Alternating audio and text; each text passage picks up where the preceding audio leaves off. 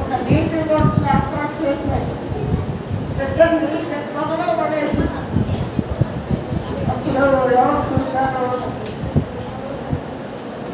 చూస్తున్న దేవుడు అంట ఆయన పేరు పెట్టింది. చూస్తున్న దేవుడు మనం చూడలేదా? మన బిడ్డను చూడలేదా? మన సంఘాన్ని చూడలేదా? అదే విశ్వాసంగా బ్రతకాలి మనం. వరకు ఈ వయసు వచ్చిందాక నన్ను కాపాడలేదా? ఎవరు చూస్తున్నారు? మన ప్రభువుకి పిలుచుకుంట తప్పించుకున్నాడంట. అందరికీ దేవజనం వచ్చాడు. అటువంటి ప్రభువు ఈరోజు తప్పించుకున్నాడు. విలువలో వేలాడు.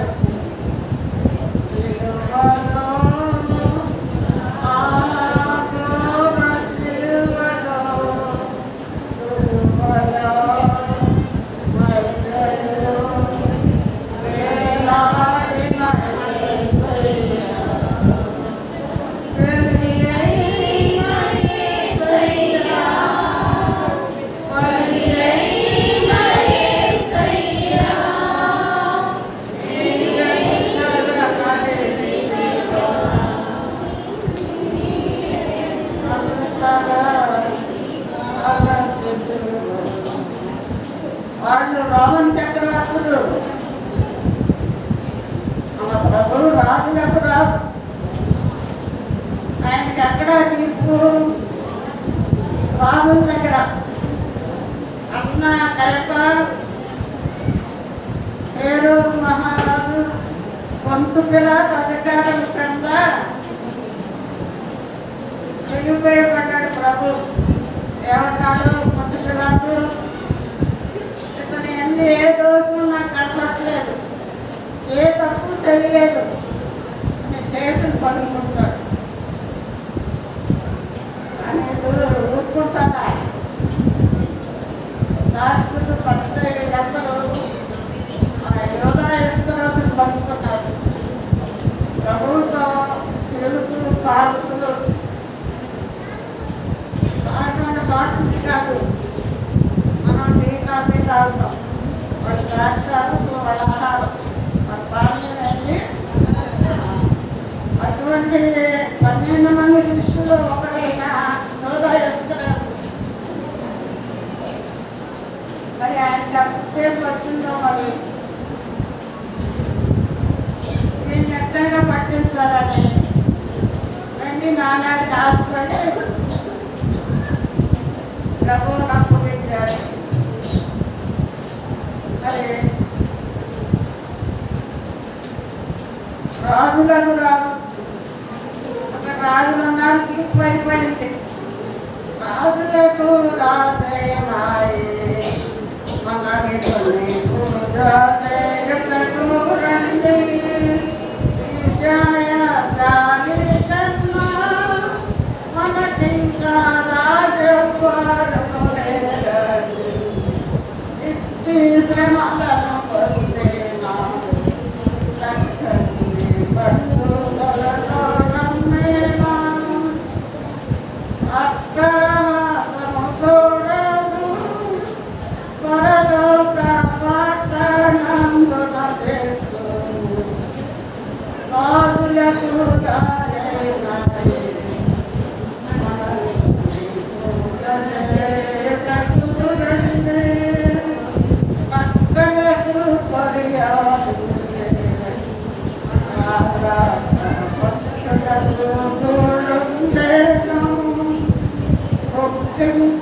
స్థలమైనాను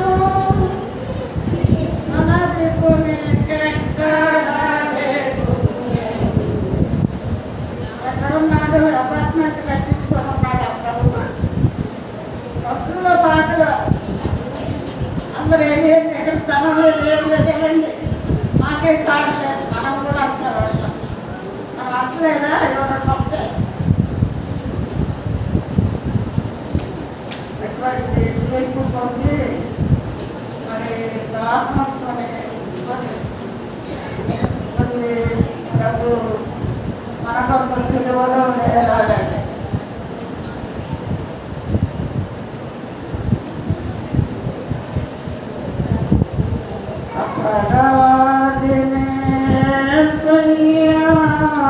కృప చూపిలోమయ్యా.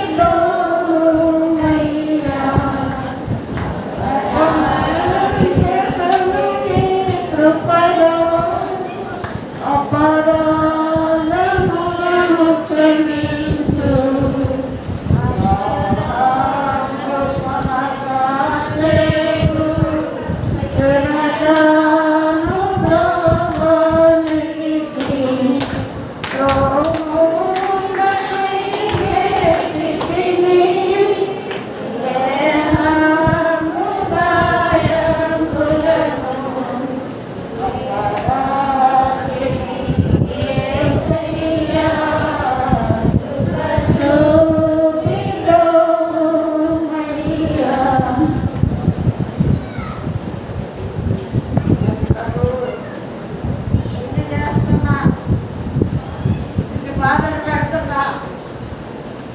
ఒకటే బాధలు ఇరిగిపోయిన దగ్గర నుండి ఒకటాతో ఒకరు మన కరుణమైన సినిమాలు చూస్తున్నాం కదా. ఇంకేం వేడుకు రావట్లేదా?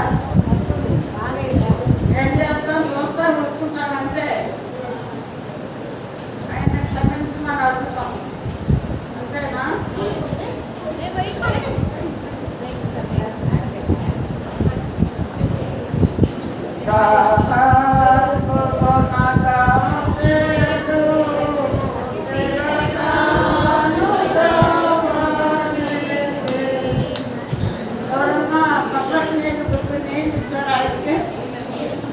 రోమన్ చక్రాన్ని నవ్వుకొని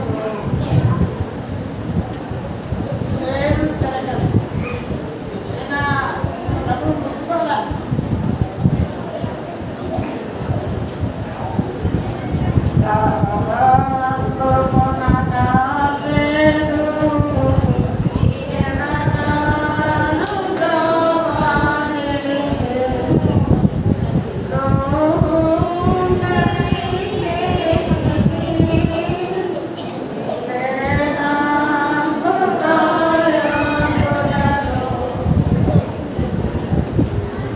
శరీరం ఎక్కడ కొంచెం గాలి లేదు.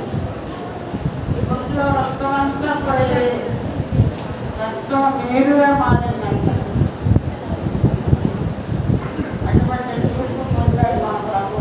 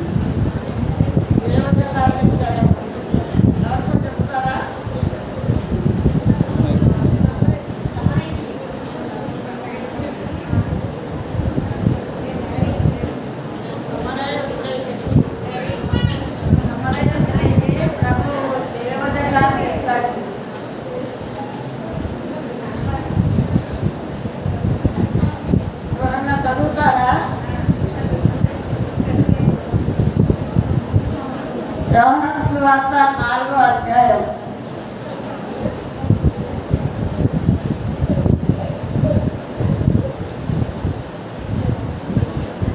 సమరయుడనే సుకారణ ఒక ఊరికి వచ్చింది.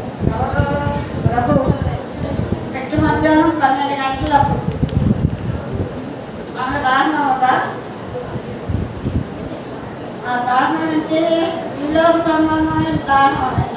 నర రూపాలు వచ్చాడు కదా, దెబ్బలు కరుణ దెబ్బలు ప్రభుని ఎంత హింస పెట్టాం కదా. మానవుడుగా నరరూపిగా వచ్చాడు కన్యకాత్మలో. అప్పుడు మరి లేఖనాలు నెరవేరాలి కదా. లేఖనాలు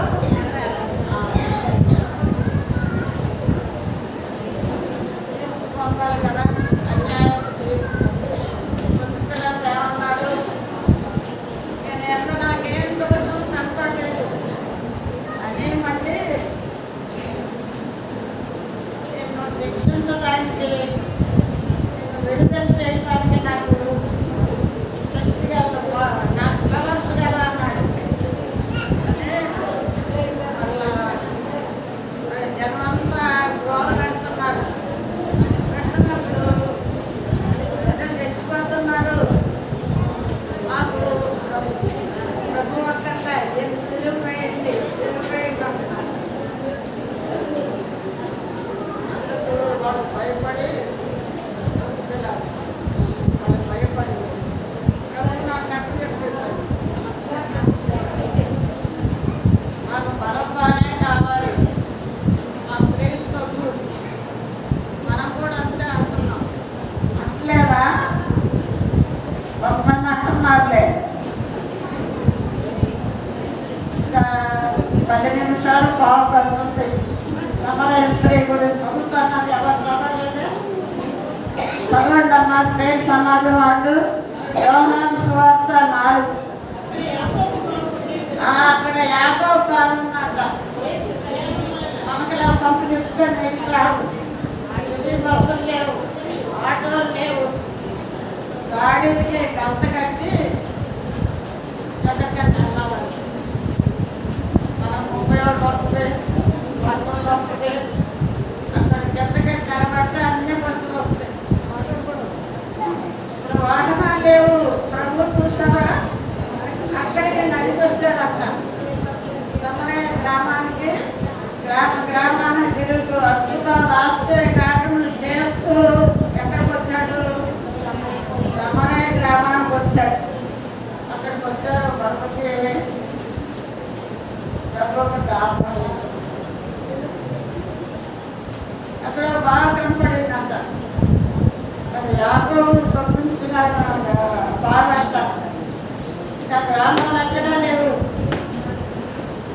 ప్రభు 12 గంటల సమయంలో వచ్చాడంట. వచ్చినప్పుడు ఎవరున్నారు అక్కడ? సమరయ స్త్రీ నీళ్ళు తోడుకుంటుంది. సమరయ స్త్రీ దగ్గరకు వచ్చాడు. వచ్చి అమ్మ దాని అడిగాడు.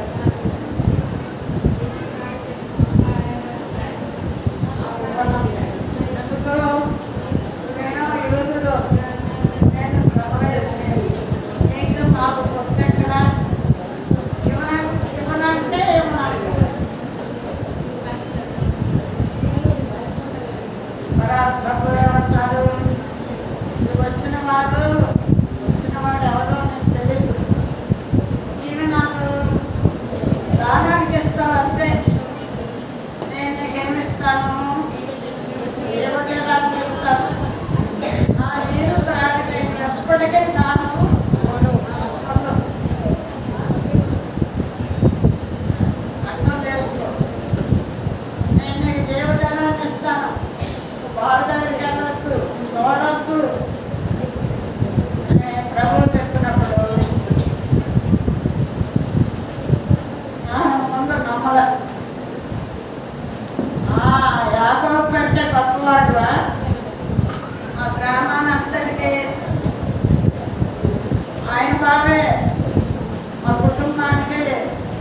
పశువులకి, గేదెలకి, అన్నిటికీ అదే బావి. అంతకన్నా గొప్పవాడు అనుకో అని ప్రభువుని అడుగుతుంది. ఎవరు? సంప్రదిస్తారు. ఇప్పుడు ప్రభువు ఇచ్చే నీరు తాగాలంటే ఎప్పటికీ తప్పిస్తాను. నేను కుటుంబం గురించి నాకు తెలుసు, ఎంతమంది భర్తలు అంతమంది, కానీ ఆ జీవితాన్ని గురించి చెప్పాడు ప్రభు. ఎంత గొప్పవాడు నీకు అన్నీ తెలుసు అన్నమాట. రాబోయే మెస్సియా నేనే, రాబోయే మెస్సియా నేనే అని అప్పుడు కొండ అక్కడ వదిలేసి గ్రామానికి వెళ్ళింది అన్నమాట. పరిగెత్తుకుంటే వాళ్ళందరికీ చాటి చెప్తుంది. నా జీవితాన్ని గురించి తెలియజేశాడు. నాకు దేవజనం ఇస్తా అన్నాడు. ఇంకా నేను బాబు దగ్గరికి వెళ్ళినా తోడుకో అని గ్రామ ప్రజలందరూ చెప్పినప్పుడు వాళ్ళు ప్రభువుని విశ్వసించారు. వాళ్ళందరూ విధంగానే రాబోయే మెస్సియాని ఆమె విశ్వసించి ఆ గ్రామంలో ఉన్న వాళ్ళందరికీ తెలియజేసింది. మరి అప్పుడు వాళ్ళందరూ గ్రామస్తులందరూ ప్రభువుని, అయ్యా ఎక్కడే ఉండయ్యా, మా ఊళ్ళోనే ఉండు, మాకన్నీ మేలు చేస్తూ ఉండేదంటే నేను బ్రతులాడి ఇక్కడ కొన్ని రోజులు ఉంచారంటారు. ఆహారం కావాలని అడిగారంట. ఆహారం అక్కర్లే, మీకు తెలియకుండా నా దగ్గర జీవాహారం ఉంది. నా దగ్గర ఏముంది? జీవాహారం ఉంది. క్యారెట్ తెచ్చుకున్నారా, అదే టిఫిన్ తెచ్చుకున్నారా అని అనుమానం వచ్చిన వాళ్ళకి మామూలు మనిషి ఒక్కడే ఉన్నాడు. ఏమి క్యారేజ్, ఇప్పుడు క్యారేజ్, అప్పుడే క్యారేజీలు. హల్లెలూయా, హల్లెలూయా, హల్లెలూయా. ప్రభువుని నమ్ముకున్నారు, విశ్వసించారు. ఆయన వాళ్ళ దగ్గర ఉండాలని కోరుతున్నారు. అలాగే జరిగింది. ఆమేన్. ఒక పాట పాడతాను. ఒక చరణం, ఒక పల్లవి. ఒక్కటే వచనం. నేను అన్ని పాటలు పాడలే, పాడితే మూడైపోవాలి. ఆమేన్, ఆమేన్.